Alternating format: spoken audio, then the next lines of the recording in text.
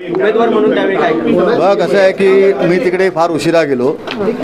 त्या अगोदर माझे चीफ इलेक्शन एजंट आणि माझे सगळे काउंटिंग एजंट आतमध्ये होते आणि जसं परब साहेब म्हणाले त्या पद्धतीने माझ्या चीफ इलेक्शन एजंटनी बऱ्याच वेळेला त्यांना ज्या काही त्या पद्धतीच्या तक्रारी होत्या त्या वैयक्तिकरित्या त्या अधिकाऱ्यांना त्यांनी सांगण्याचा प्रयत्न केला, परंतु त्याच्यावरती कुठलीही कारवाई त्यांच्याकडनं झाली नाही आहे. फायनल राऊंड जेव्हा डिक्लेअर झाला त्या फायनल राऊंडनंतर जेव्हा आमच्या लक्षात आलं की अशा पद्धतीचा जो वारंवार आपण बोलूनसुद्धा या गोष्टी आपल्या ऐकल्या जात नाही तर आपण लेखी स्वरूपात द्यावं. ते लेखी स्वरूपात देण्याकरता अर्ज तयार करत असतानाच त्यांनी पटकन तो डिक्लेअर करण्याचा प्रयत्न केला, परंतु त्यावेळेला हात उंच करून त्यांनी ऑब्जेक्शन घेतलं. त्यावेळेला त्यांनी असं सांगितलं की मी तर 2 मिनटं इलेक्शन नियमानुसार थांबले होते, तुम्ही का नाही त्यावेळेला ऑब्जेक्शन घेतलं, आता तुमची वेळ निघून गेली आहे. किंवा इलेक्शन कमिशन एजंट आमचे होते त्यांनी हे स्पष्ट सांगितलं की मॅडम तुम्ही थांबल्या जरी असाल तरी तुम्ही कशासाठी थांबलाय हे तुम्ही माईकवरनं अनाऊन्स केलं नव्हतं. मी माझ्या अर्ज लिहिण्यामध्ये व्यस्त होतो.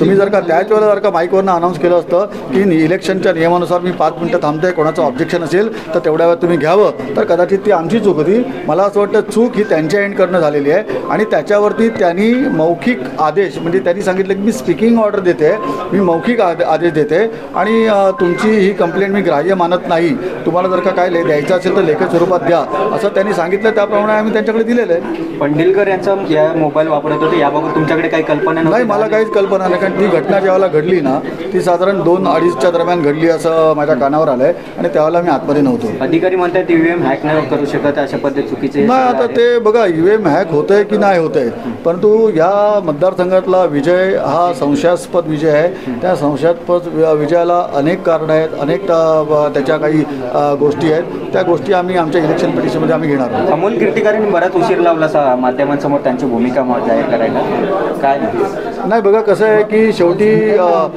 माझ्या पक्षाकडनं मला काही आदेश होते आणि इलेक्शन पिटिशन आम्ही करणार होतो आणि करत आहेत आणि त्याच्याकरता बरेचसे मुद्दे हे सार्वजनिक करू नये असा त्यांचा विषय होता. परंतु आज पक्षाने निर्णय घेतला की आपण ह्या ठिकाणी प्रेस घेऊया आणि त्या प्रेसच्या माध्यमातून आपण काही मुद्दे लोकांच्या समोर मांडूया. त्या पद्धतीने आज मांडण्यात आलेले आहेत. न्यायालयीन लढाई कधीपासून आहे, म्हणजे काय कशा न्यायालयीन लढाईचे पेपरवर्कचं काम आमचं चालू आहे आणि मला असं वाटतं पुढच्या दीड आठवड्यामध्ये आम्ही हायकोर्टामध्ये जाणार आहोत. थँक्यू. एक मिनिट, आपल्या सोबत अमोल कीर्तिकर आहेत.